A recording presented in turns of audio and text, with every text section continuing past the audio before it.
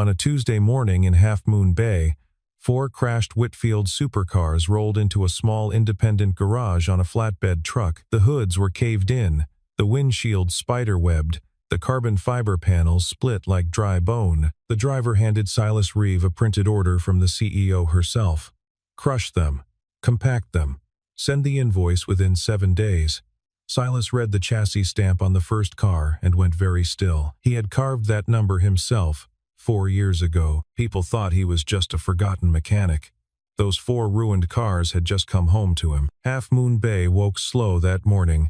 Mist still clung to the eucalyptus trees behind the small wooden house on Miramonte Street, and a single porch light burned against the gray. Inside, Silas Reeve poured coffee into a chipped enamel mug and slid a plate of toast across the kitchen table to his daughter. Hazel was 8, with light brown hair pulled into a crooked ponytail and a smear of strawberry jam already on her cheek. She held up her sketchbook. A red car with absurdly tall wheels filled the page. Silas studied it like a piece of evidence and pronounced it the fastest car in the county. He drove her to the elementary school on Kelly Avenue, walked her to the gate, and waited until she turned and waved before he pulled away. The drive back to the garage took less than 5 minutes. The shop sat on a side road off Highway 1, a single bay with a tin roof, a hand-painted sign that read Reeve Auto, and a yard fenced by salt-bleached cedar. He had bought it 3 years ago with cash and no questions. He unlocked the chain across the gate and stepped inside.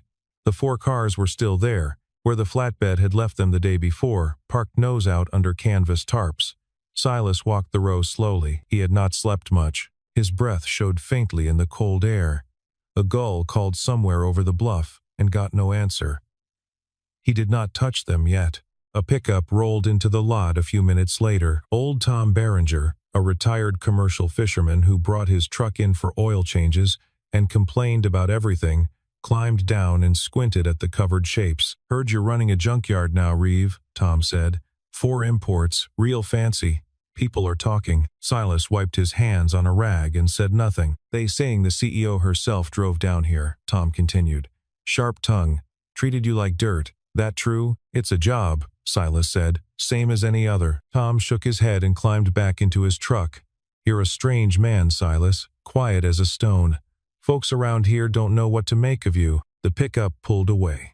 Silas stood alone in the yard with 4 wrecks worth more than the entire block of houses behind his garage. He went inside, locked the office door, and opened the bottom drawer of his work desk. Beneath a stack of receipts and tax forms lay a leather notebook, the cover worn smooth from use. He set it on the desk and turned to the last entry he had written 4 years ago. The handwriting was precise, almost architectural. Cross-sections of suspension geometry filled the margins. Equations ran along the spine. Each page was signed SR in small block letters in the lower corner. The final page held only 1 line of text, in red ink. "If the 4 come back, do not destroy them. Read them." He had written it the night he resigned. He had not believed he would ever need to. Silas closed the notebook and walked back into the garage bay.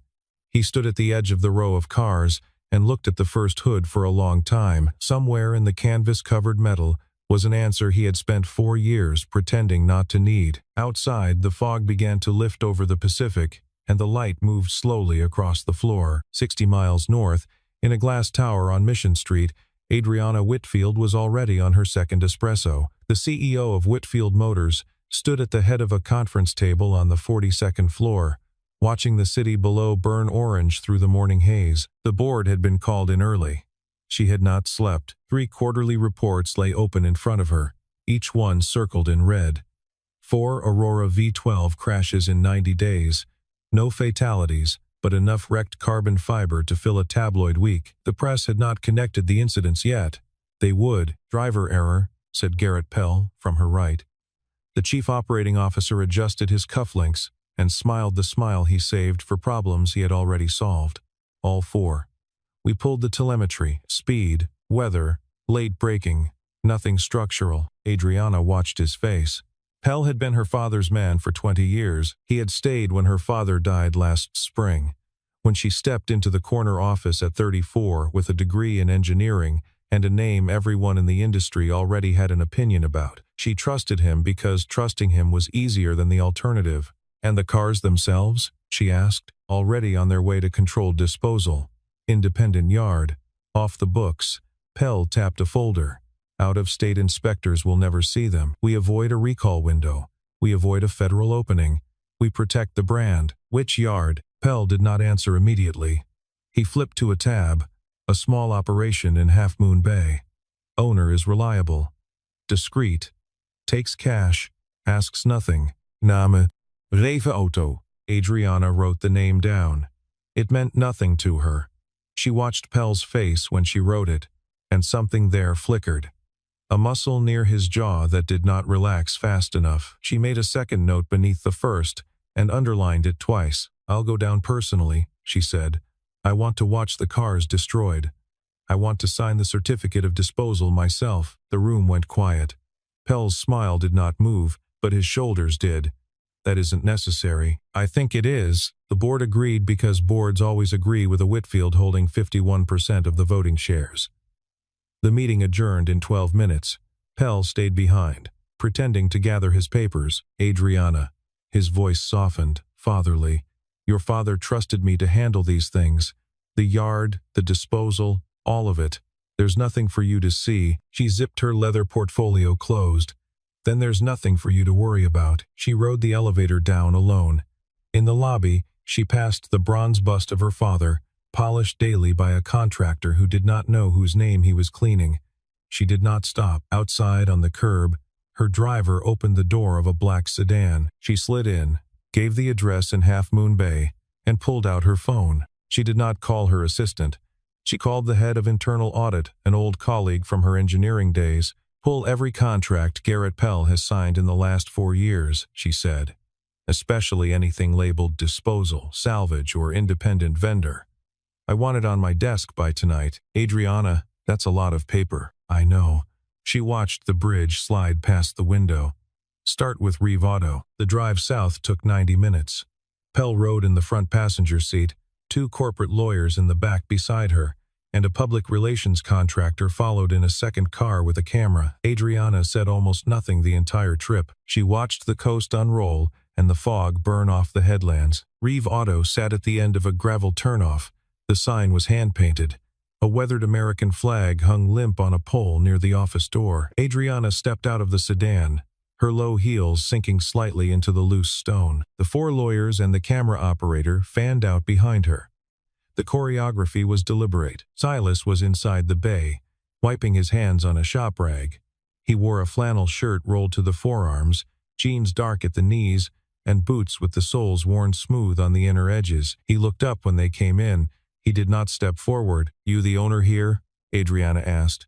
Her voice carried in the metal space. I am. She held out a folder. One of the lawyers stepped forward and opened it for her, displaying the contract like a tray of jewelry. I need these 4 vehicles destroyed within 7 days, crushed, compacted, no salvage of parts, no resale of components, nothing. You sign here, you take the cash, you make them disappear. Silas walked over and took the folder without ceremony. He read the terms. He read them a second time. Then he looked up. Would you like to know why they crashed? He asked. The pause was almost imperceptible. Pell laughed first, a sharp, useful laugh. The lawyers smiled on cue. The contractor swung his camera up. Adriana's mouth tilted. You? Read an Aurora V12? She let the question hang. I paid 20 engineers from MIT to do that. 20 more from Stuttgart. I think your job description ends at holding the hammer. A small bell chimed at the front of the lot. Tom Berenger had returned with a friend and had stopped to watch through the chain-link fence. The friend laughed audibly. Pell stepped in smoothly. Miss Whitfield is paying for muscle, not opinions. Sign the paper. Silas folded the contract closed. He did not sign. He slid it into the back pocket of his jeans and walked, slowly, to the first covered car. He placed one open hand on the canvas tarp where it covered the hood. He closed his eyes. Adriana watched. He stood like that for perhaps 4 seconds. Then he opened his eyes and turned back to her. I'll have an answer by tomorrow morning, he said. That isn't how this works, Pell snapped. It's how it works today. Silas's voice did not rise. You leave the cars. You come back tomorrow. If you want them crushed after that, I'll crush them. Pell looked at Adriana. He expected her to bark. She did not. She studied the man in the flannel shirt for longer than was comfortable. Then she nodded once, sharply. "Tomorrow morning," she said. 8 o'clock. The convoy reversed out of the gravel lot. As her sedan pulled away, Adriana looked back through the rear window. Silas was still standing beside the first car, his hand resting on the canvas, his head slightly bowed. Mechanics did not stand like that. She filed the image away and reached for her phone. The garage stayed open past midnight. Hazel had gone to bed at 8, after a bowl of pasta and a chapter of a book about a girl detective. Silas had kissed her forehead, pulled the quilt up, and left the hallway lamp on the way she liked. Then he drove the half-mile back down to the shop and locked the door behind him. He pulled the canvas off the first Aurora. The car looked worse uncovered. The front end had folded almost symmetrically, like a paper accordion, and the driver's side door bore the parallel scrapes of a guardrail. Silas circled it twice, photographing it from every angle with an old digital camera that had no internet connection. Then he opened his tool chest. He did not dismantle the car the way a salvage yard dismantles a car. He dismantled it the way a coroner opens a body. Each bolt was loosened in sequence, each component photographed before removal. Each piece set on a long folding table he had cleaned that afternoon. The lower control arm of the front left suspension came off at 1 in the morning. He carried it under the work lamp and clamped it gently in a vise. He measured the bushing housing with a pair of digital calipers older than the shop. He measured it 3 times. The reading came back the same each time. 0.4 millimeters out of specification. The bushing inside the housing was not the original part. The part number stamped into the metal had been ground off, but the casting marks remained. Silas knew those casting marks. They belonged to a second-tier supplier in the Midwest that had been rejected from the original spec sheet because their fatigue life was 38% below the design floor. He sat on a low metal stool and stared at the part in the vise for a long time. By 4 in the morning, he had moved to the second car, same finding. The third car, the same. By the time the sun came up over the hills to the east, he had confirmed it on all 4. Same supplier, same out-of-spec part, same failure mode. The cars had not crashed. They had been engineered to crash, eventually, by whoever had signed the change order. A black sedan pulled into the gravel at 3 minutes past 8. Adriana stepped out alone. Pell had not come. She walked into the bay and stopped at the edge of the long folding table. Silas was wiping his hands on a clean rag. He did not greet her. He gestured to the table. "What am I looking at?" Adriana asked. 4 lower control arms. 4 bushings. 4 crashes. He paused. 1 decision. She bent over the table. She had grown up around cars. Her father had taught her to read a teardown before he taught her to read a balance sheet. She picked up the first bushing, turned it in the light, and her mouth tightened. "Where is the original part number?" "Ground off. The casting marks remain." She set the part down slowly. "Who supplies this?" "Kessler Industries. Cleveland. They were rejected during the prototype phase. Their fatigue life is 38% under spec." "Who would know that?" "Anyone who read the original procurement file." He met her eyes. "Anyone who signed the change order to bring them back in." Adriana was silent for a long moment. Then she pulled out her phone and stepped outside into the gravel lot. Through the open bay door, Silas heard her give one terse instruction to her audit director, Kessler Industries. Every contract, every signature. Today, when she came back inside, she was paler than when she had left. "You're not a mechanic," she said quietly. Silas did not answer. She did not push. Not yet. She drove back to San Francisco that afternoon with a manila envelope on the passenger seat, photographs of all 4 bushings inside, and a question she did not know how to ask without breaking something larger than her own day. The next morning, the 5th crash happened. It was on the Pacific Coast Highway just south of Carmel. The driver was Catherine Loring, wife of a sitting United States Senator from California. Her Aurora V12 had drifted left at 68 miles per hour. The left front wheel had tucked under, and the car had gone off the shoulder into a stand of cypress. She walked away with a fractured wrist and a concussion. The car was photographed by a tourist before the highway patrol arrived. The photograph reached the Associated Press within 90 minutes. By noon, Whitfield Motors stock had dropped 12%. By 2, the National Highway Traffic Safety Administration had issued a preliminary inquiry letter. By 3, A senator's office in Washington had called for hearings. Garrett Pell sat in Adriana's office on the 42nd floor and spread his hands. Driver error. Loring drives like she's 20. She was speeding. We have the data. Show me the telemetry. I'll have it pulled. Now, Garrett. He hesitated. It was a small hesitation, but Adriana had been watching for it. He stepped out to make a call, and she pulled a thumb drive from her drawer. The drive contained an internal extract from the engineering archive that her audit director had recovered overnight. She knew what was on it. She had read it on the drive back from Half Moon Bay. When Pell returned, she did not mention the drive. Halt the destruction of the 4 cars in Half Moon Bay, she said. Effective immediately. I want them preserved as evidence. Pell's face did not change. His shoulders did. Adriana, that is a serious mistake. Preserving those vehicles opens us up to discovery. Right now they are private property. The second you preserve them, they become exhibits. I'm aware. At least let me handle the chain of custody. I'll have a team move them to our facility in Fremont. No. Her tone was final.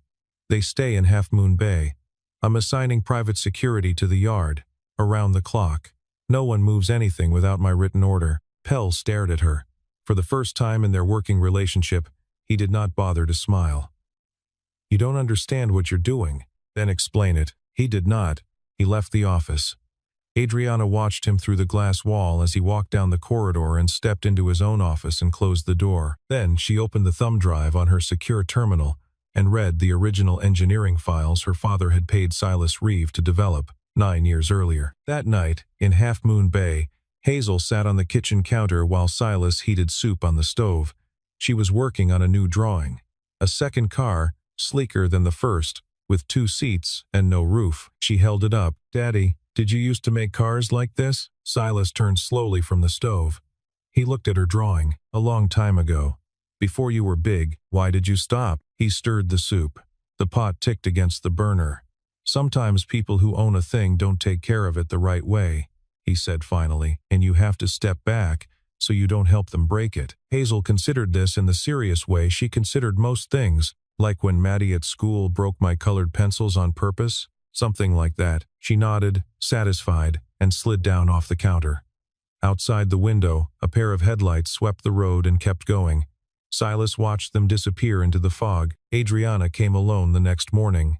No driver, no lawyers, no Pell. She drove the coast road herself, in an old sedan she kept in the garage at her condo, a car her father had given her when she finished her master's degree. She arrived at Reeve Auto at 6:40 in the morning. The fog was still on the ground. Silas was already inside. He had been there since 5. The long folding table had grown. 4 control arms, 4 bushings, 4 sets of brake calipers, 4 sets of steering column inputs, each component labeled in his careful block printing. The garage looked less like a shop and more like a forensic lab. She walked the length of the table without speaking. He let her. What am I looking at now? She asked finally. A pattern. Same failure point on every car. Same component, same supplier, same out-of-spec dimension. The cars didn't crash. They were going to crash. The only variable was when and where. She stopped at the end of the table. She turned. How long have you been able to read these things? He set down his rag. Longer than I've owned this shop. Where did you learn? On the job. What job? He did not answer. He pulled a folding chair from beside the desk and dragged it to the edge of the table. He gestured for her to sit. After a moment, she did.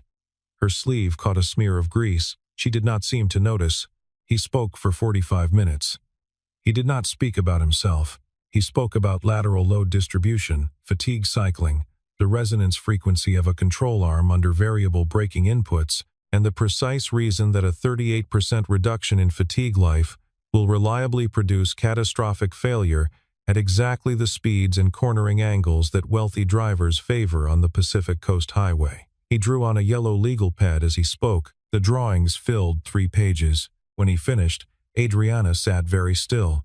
She did not look at the drawings. She looked at his hands. My father had an engineer once, she said quietly. I never met him. He left the company the year before my father got sick. My father wouldn't speak about him. I always thought it was a personal falling out. Silas was silent. His name was Silas Reeve. He did not flinch. You, are the same Silas Reeve. I am. She closed her eyes for a moment. When she opened them, her voice was lower. What happened? That isn't a story for this morning. He stood and gathered the legal pad. You have a decision to make today. Trust me, or trust Pell. That's the only piece you need. And tomorrow? Tomorrow, we can talk about the rest. She rose slowly. She walked toward the door, then stopped. On the wall above the office desk, a small wooden frame held two items. A photograph of a girl with crooked pigtails and a missing front tooth. Beside it, a child's drawing in colored pencil, a red Aurora V12, unmistakable in its silhouette, with a little stick figure inside the driver's seat, and the words, "My dad's car," printed across the bottom in pencil. Adriana looked at the frame for a long time. She drew that last year. She knew her father used to make cars. She didn't know which ones. Adriana nodded. She did not say goodbye. She walked back to the sedan, sat behind the wheel for a full minute without starting the engine, and finally turned the key and pulled out onto the coast road. Silas watched the dust settle in the gravel. Then he walked back inside and made the call he had been saving for 4 years. The phone rang twice on the other end. A man's voice answered, cautious. "Jonas," Silas said. "It's me. I need the original telemetry." Jonas Tate lived in a converted boathouse in Sausalito. He had been the lead quality assurance engineer at Whitfield Motors for 11 years before he had quit, 6 months after Silas, citing health reasons that were not health reasons at all. He now consulted independently for 2 firms, one of which was a direct competitor to Whitfield. He answered the phone because he had been waiting 4 years for that call. "How bad?" Jonas asked. 4 cars. 5th one yesterday. The federal regulators are already moving. Kessler bushings? Confirmed. Casting marks intact, Jonas exhaled. "I have what you need. I never deleted it. I copied it the week before I left. Will you give it to me?" A long pause. "If I do, I lose the consulting contract with Bridgewater Motors. Non-compete clause that triggers on any public testimony involving Whitfield." "I know. I should have done it 4 years ago anyway. I'll have the spectrographic analysis ready by morning. Tell me when you need it submitted." "Tomorrow." "Then tomorrow it is." The line went dead. Silas set the phone down and looked at the calendar on the office wall. That same afternoon, Adriana sat in her father's old study on Pacific Heights. The house had been empty for 9 months. The dust covers were still on the furniture. She had not been able to bring herself to open the safe in the wall behind the bookshelf. She did it now. Inside were 3 folders. 2 were tax records. The third was unlabeled. She opened it on the leather-top desk her father had bought when she was 16. The first document was a non-disclosure agreement, dated 4 years and 2 months earlier, signed by her father and a man named Silas Reeve. The second was a letter of resignation, dated 3 days after that. The third was a cashier's check for $1,400,000, made out to Silas Reeve, never cashed, never voided, paper clipped to the back of the resignation letter. The fourth was a patent assignment agreement, listing 3 United States patents related to multi-link suspension geometry. In the section labeled Consideration Received, the line was blank. The signature line on the assignee side was also blank. No one at Whitfield Motors had ever signed it. The patents had never been legally transferred. Adriana read the documents twice. Then she sat back in her father's chair and put her hands over her face. Across the bay, Jonas Tate ran a spectrographic analysis on the small piece of metal Silas had mailed him in a padded envelope 2 days earlier. The results came up in 17 minutes. He printed them, sealed them in a manila folder, and prepared the cover letter for the federal regulators. In a tower in San Francisco, Garrett Pell received a call from a contact inside the audit department. He listened for 90 seconds. Then he hung up and dialed a private number that did not appear on any company directory. "Send a team," he said. "Tonight. The yard in Half Moon Bay. I want those 4 cars on a flatbed before sunrise. And the owner? Pay him. Threaten him. I don't care. Just move the cars." He set the phone down and walked to his window. The bay glittered below him in the late afternoon light. He did not know that Adriana had already ordered 4 armed security contractors to surround Reeve Auto 24 hours a day, beginning at 4 o'clock that afternoon. He also did not know that the lead contractor was a former federal agent who had served under Adriana's late father on a separate matter, and whose loyalty was not for sale. The 2 trucks Pell had hired arrived at Reeve Auto at 3:40 in the morning. They were stopped at the gate by 4 men with sidearms and a court order. The driver of the lead truck made a single phone call and turned the convoy around. The emergency board meeting was called for 9 the following morning. Adriana sent the agenda at 6. One item on it, Aurora 5-12 safety review. Attendance mandatory. One additional name was added to the guest list at the bottom of the page, Silas Reeve, independent technical consultant. Pell read the email at 6:12. He read it again at 6:14. He went to the gym for 40 minutes and came back composed. Silas arrived in the lobby at 8:45. He wore the same flannel shirt, washed but not pressed, the same jeans, the same boots. He carried a leather notebook and a laptop in a canvas messenger bag. The receptionist did not know what to do with him. Adriana came down personally and signed him in. In the boardroom, 12 faces turned when the door opened. The chief financial officer raised an eyebrow. 2 outside directors exchanged a look. "Are we hiring out of the body shop now?" Pell said, loud enough for the room. "Creative." Silas set the laptop on the long table. He did not respond. Adriana stood at the head of the table. "Garrett, sit down." He sat. Silas opened the laptop. The boardroom screen lit up. He had spent the previous night with Adriana's audit director, retrieving file fragments that Pell had thought were deleted. The first slide was a side-by-side comparison of 2 engineering schematics. On the left, the original Aurora V12 front suspension geometry. On the right, the version currently in production. The difference was a single component, highlighted in red, the lower control arm bushing, Silas said. On the original spec, this part was sourced from Brennan Precision in Michigan. Fatigue life rated to 1.2 million cycles. On the production spec, this part is sourced from Kessler Industries in Cleveland. Fatigue life rated to 740,000 cycles, 38% reduction. Cost savings per car, $71 and change. Estimated annual savings at current volume, approximately $4.1 million. He clicked to the next slide. Photographs of the 4 bushings from the Half Moon Bay garage laid out on the folding table. Casting marks circled in red. Next to them, a photograph of the bushing from the 5th crash recovered from the highway patrol impound that morning. Same casting marks. The 4 cars at my shop were not victims of driver error. Neither was the 5th. They failed at a known weakness, on a known timeline. The only question was who would be inside them when they failed. The chief financial officer leaned forward. "Mr. Reeve, who authorized the change order on this component?" Silas clicked again. A document filled the screen. A change order request, dated 3 years and 4 months earlier, signed by Garrett Pell. Beneath it, a cost savings memo, also signed by Pell, with a handwritten note in the margin. "Push it through. SR will not be reviewing." The room went very still. Pell stood up. He was still smiling, but the smile had gone thin. "This is a setup. He's a disgruntled former employee with a personal grudge.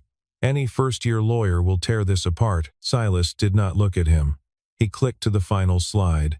3 patent numbers, all current, all listed at the United States Patent and Trademark Office, all under the name Silas Reeve, issued 9, 8, and 7 years ago, never legally assigned to Whitfield Motors. Currently in active use on every Aurora V12 in production. "For the past 4 years, Silas said quietly, "this company has been manufacturing and selling a vehicle that depends on 3 patents it does not legally own. The man who never signed the assignment is sitting in this room. The man who deleted his name from your system to hide that fact is also sitting in this room." He closed the laptop. The silence that followed was the kind of silence a room makes when 12 people understand, simultaneously, that the next sentence anyone speaks will change their lives. Pell pulled out his phone and began to dial. Adriana, still standing, said one word, "Don't." Pell did not stop dialing. He turned slightly toward the window and held the phone to his ear. The call connected for 2 seconds before 2 of the security contractors Adriana had assigned to the building stepped into the boardroom and stood near the door. Pell saw them and lowered the phone. "Garrett," Adriana said, The truck you called 4 nights ago to move the cars from Half Moon Bay was stopped at the gate. The driver is cooperating with our internal investigators. Everything in the back of that truck is now logged into evidence, including the 2 boxes from your office that were already loaded. Pell's face did the small thing faces do when an exit they had counted on closes.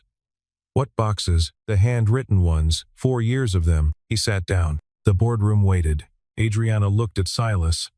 Silas nodded slightly. She turned back to the table. 2 hours ago, an independent engineering firm in Sausalito submitted a sealed analysis to the federal regulators regarding the Kessler bushing. The analysis confirms what Mr. Reeve has shown us. The author, Jonas Tate, has agreed to testify. There is also one Aurora V12 scheduled for a private press demonstration next week. According to internal records, that car was built to the original specification, with the Brennan bushing, because the press team requested factory tolerances. Garrett had filed paperwork yesterday to have it pulled and crushed before delivery. The paperwork is in those same boxes. The chief financial officer closed her eyes. The 2 outside directors began to whisper. Pell stood up one more time. His face had gone the color of bone. He looked at Silas across the table and said, with the last of his composure stripped away, "You think you won this? You're a mechanic in a coastal town with a kid and a leaky roof. You'll be back in that garage by Friday." Silas looked at him for the first time since the meeting had started. When he spoke, his voice did not rise. It did not need to. "I don't need to win," he said. "I just need those 4 cars left intact, so they can speak for themselves." The room did not move. The 2 contractors stepped forward. Pell did not resist. He set his phone on the table and walked between them out into the corridor. The door closed behind him. For perhaps 15 seconds, no one in the boardroom spoke. Adriana finally sat down. She set both palms flat on the table and looked at her board. "I am calling for a forensic audit of the past 4 fiscal years," she said, "effective immediately. Mr. Reeve will consult on the engineering side. Outside counsel will be retained to advise on the patent matter. We will self-report to the federal regulators before the end of business today. We will announce a voluntary recall of every Aurora V12 currently in service tomorrow morning. We will set aside a reserve to cover the recall, the patent settlement, and the criminal cooperation. Estimated cost, $60 to $80 million. The chief financial officer said. "The stock will drop another 15%. "It will recover," Adriana said. "It will not recover if we do this any other way." The room voted in 20 minutes. The recall went public the following morning. Pell was indicted within a week on charges including wire fraud, securities fraud, and reckless endangerment. The senator from California publicly thanked Whitfield Motors for its transparency, which surprised exactly no one who had been in the room. That afternoon, a payment of $2,700,000 was wired to the personal account of Silas Reeve. The line items were broken out on the statement: $1,400,000 for the unpaid resignation severance from 4 years prior, $800,000 for retroactive patent licensing on the 3 suspension patents, calculated at industry standard rates for the period of unauthorized use, $500,000 for forensic engineering consulting on the recovery of the 4 crashed vehicles. Silas stared at the statement for a long time before he closed the banking app. Then he drove home and made his daughter pancakes. Saturday in Half Moon Bay was cool and bright. The fog had lifted by 10.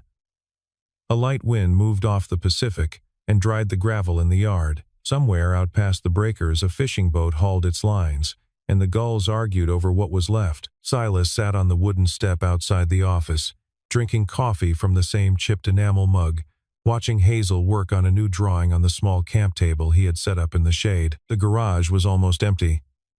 The 4 Aurora V12s had been moved 3 days earlier, sealed and crated, to a federal evidence facility in Sacramento. The yard looked larger without them. It also looked quieter. A black sedan turned into the gravel just past noon. Silas did not need to look to know whose it was. Adriana stepped out wearing a charcoal sweater, jeans, and flat boots. No portfolio. She carried 2 paper cups of coffee from the small bakery in town. She paused at the edge of the gravel, as if waiting to be invited closer. Silas tilted his head toward the empty step beside him. She came over and sat. She handed him a cup. He took it without comment. Hazel looked up from her drawing. Hi, Adriana said. "I'm Adriana. I know. my dad said. Adriana glanced at Silas. He kept his eyes on the road. Hazel slid down off her bench and brought her drawing over. It was a car, a clean two-seater, no roof, sleek lines, the kind of car Silas had drawn in the margins of his notebook 100 times. On the driver's side, a small label in colored pencil read DAD. On the passenger side, a second label, in the same hand, read her. Hazel set the drawing in Adriana's lap. Adriana did not speak for several seconds. She traced the edge of the paper with one finger. Then she folded the drawing carefully and slipped it into her coat pocket. "Thank you, Hazel. You can keep it. I'd like to." Hazel returned to her camp table. Adriana turned to Silas. She reached into her bag and withdrew a single envelope. She set it on the step between them. "This isn't a contract. It isn't a settlement. The settlement is already paid." Silas looked at the envelope. "It's an offer. A separate research and development division of Whitfield Motors, based here on the coast. Half Moon Bay or Pacifica or wherever you want it. You run the engineering. You report to me, no one else. You don't have to move. You don't have to wear a tie. The patents stay in your name. The work is yours." He did not pick up the envelope. "I don't expect an answer today. I don't expect an answer this month. I owe you a choice. My father didn't give you one. I want to." He set down his coffee. He looked out at the road, at the empty yard, at the silhouette of his daughter bent over her drawing in the late morning sun. "I'll think about it," he said. Adriana stood. She brushed gravel off her jeans. "Next week," he added, without looking at her, "come by. Hazel's making cookies." Adriana paused. She nodded, more to herself than to him. Then she walked back across the gravel to the sedan. She did not look over her shoulder to see who was watching. For the first time in a long time, she did not need to. Neither of them had been looking for this. But 4 crashed cars had found their way to the only man who could read them, and to the only woman willing to listen.